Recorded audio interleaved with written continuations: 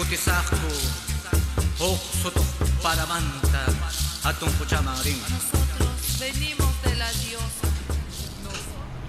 Como les iba diciendo, para mí fue muy bello descubrir que esta fiesta se hacía cada año.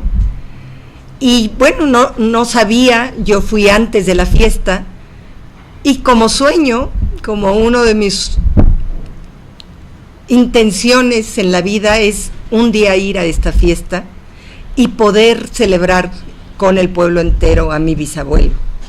Dios ojalá me lo regale y me lo permita. Pero haber ido ahí, caminar por la tierra, me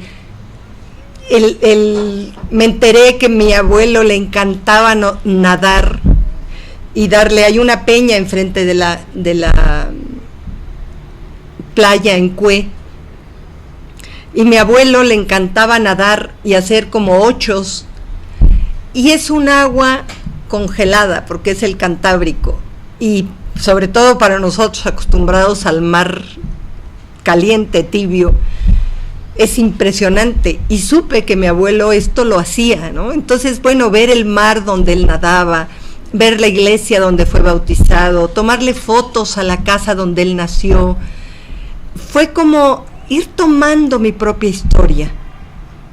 Y me regresé a México con una sensación. Fue precioso el viaje y todo lo que conocimos y lo que vimos, a los amigos que vimos, pero para mí el viaje se resumía en haber estado caminando en la tierra de mis ancestros. Y fue como cuenta que yo soy producto de toda mi historia. Yo no lo había visto. Sí, mis papás, mis abuelos, pero como ver toda esta historia atrás de mí, qué fuerza me ha dado. Y esto lo seguiré comentando. Regresé y tenía los nombres de los bisabuelos, de los tatarabuelos, de los dos lados, del lado de mi padre y del lado de mi madre. A través de primas hermanas mayores que yo, empecé a conseguir fotos y logré tener del lado de mi papá fotos de los dos tatarabuelos, pero de todos los bisabuelos tengo foto, por supuesto de los abuelos, etcétera, ¿no? Y hice el árbol genealógico.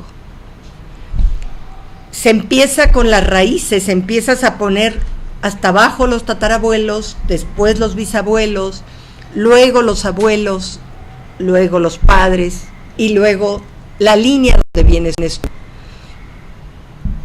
Y este árbol genealógico, solo verlo me da una fuerza inmensa, porque yo soy resultado de esas raíces enormes que se han clavado en la tierra y que me hacen ser lo que hoy soy.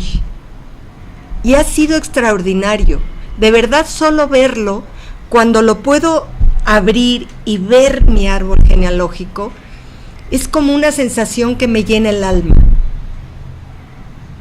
Es sentir la fuerza de mis ancestros atrás de mí. Una vez que se hace el árbol genealógico, empiezas a trabajar escribiendo algo de cada uno de los miembros de tu familia. Y de algunos hay historias escritas, o sobre todo escritas. Del lado de mi papá fue muy interesante escribir sobre mi tatarabuelo. Tampoco sabía yo desde dónde. Mi papá decía, somos catalanes, de origen catalán, pero yo me imaginaba que el origen era mucho más lejos. Cuando descubro que mi tatarabuelo viene de Tarragona con sus hermanos, se establece un hermano se establece en Tampico, otro en Tabasco, y él se queda en Campeche. Y empiezan a ser comerciantes, empiezan a hacer dinero. Y resulta que mi tatarabuelo tiene una familia, tiene a su esposa, sus 2 hijos. Y en uno de sus viajes, ya que viene de regreso, había vendido todo y viene de Tampico, pero tenía el vicio de jugar. La noche anterior a regresar, se va a jugar y juega todo lo que había ganado, inclusive el barco en el que llevaba la mercancía. Y es tan interesante porque a mí esto me dio muchísima información. Desde que yo era niña se juega mucho con los hermanos. Ay, te apuesto a que tal cosa, y te apuesto a que... Y mi papá nos prohibía, en esta casa no se apuesta absolutamente nada. Yo siempre decía, ay, mi papá, qué exagerado, qué ridículo. Y darme cuenta de dónde venía esta historia, por supuesto. Si su bisabuelo había perdido todo el dinero en el juego en la familia de mi papá estaba prohibidísimo. Y entonces es como entender, bueno, si esto pasó con mi tatarabuelo, por supuesto que esto tiene que tener una repercusión a través del sistema familiar.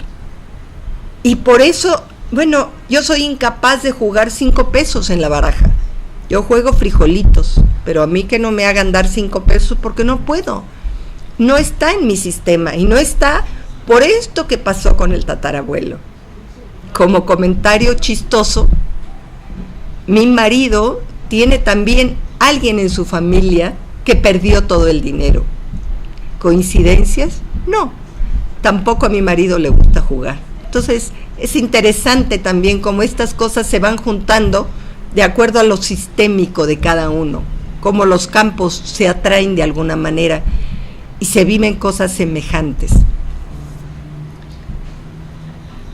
El hijo de mi tatarabuelo, mi bisabuelo, le cuesta mucho trabajo salir adelante, obviamente porque aunque el padre trata de regresar y está con la familia, la abuela ya no lo quiere, tienen una hija más, una hija que le ponen dolores, y supongo que ese dolor de ella acaba en el convento.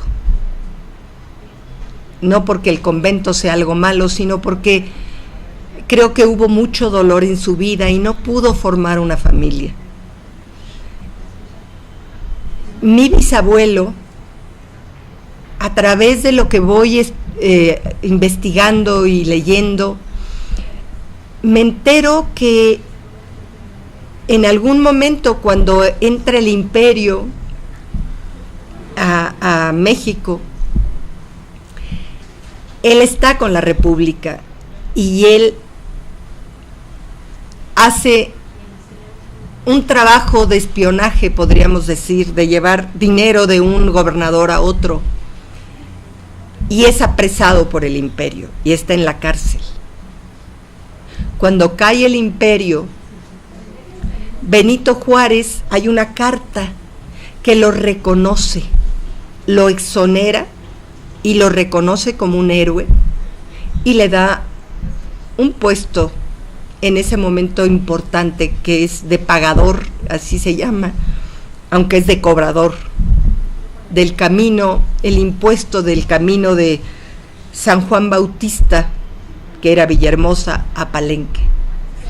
El conocer esto y tener el documento, la copia, mi hermano tiene el original, de Benito Juárez escribiéndole a mi abuelo, es estar metida en la historia. Y yo estoy segura que cada persona tenemos muchísima historia de la que no conocemos. El haberme podido meter perdón, el haberme podido meter y conocer mucho de estas cosas, por supuesto que me ha dado una riqueza, porque pues es entender de dónde vengo. Esto es parte de lo que yo soy y me encanta darme cuenta cuánta riqueza hay en mi familia. Esto es del lado del papá de mi padre. Pero hay, del lado de mi bisabuelo paterno, del lado de su mamá, de mi abuela paterna, también una riqueza inmensa. Y darme cuenta de lo que fue mi bisabuelo, que fue gobernador de Yucatán, que trabajó como secretario de Fomento,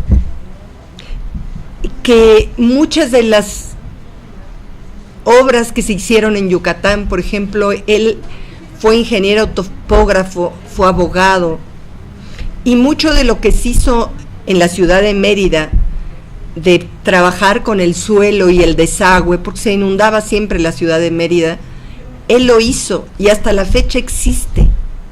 Entonces también es un motivo de orgullo todo esto. Fue mi bisabuelo. Y no lo veo como lo veía antes, sí, fulano de tal que fue mi bisabuelo. No, es mi bisabuelo, es sangre de mi sangre, es decir, yo soy herencia de él. Y muchas de las cosas de verdad que yo soy, este anhelo por estudiar, este anhelo por aprender, por supuesto que viene de él, que fue un hombre que nunca dejó de aprender.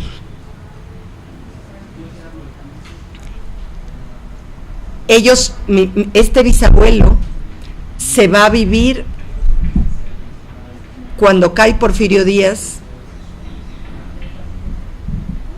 Él está de viaje en ese momento y mi padre con su mamá y su papá, mi abuelo entonces era diputado, se tienen que ir fuera de México y se van a vivir a Cuba. Y mi padre me cuenta que él se acuerda de haber estado de la mano de su papá en el muelle en La Habana, cuando llega el barco donde venía mi bisabuelo. Y en ese momento le dice, papá, baja. Bueno, le dice su yerno, que era mi abuelo, le dice, tiene que bajar y se tiene que quedar aquí, ya no puede volver a México. Y no volvió jamás. Se baja del barco, se entera de las noticias, entonces obviamente las noticias eran muy lentas, se baja del barco y nunca más regresa a México, a su Yucatán querido. Entonces todo esto es interesante. Regreso con un poco más de lo que es la autobiografía. Muchas gracias.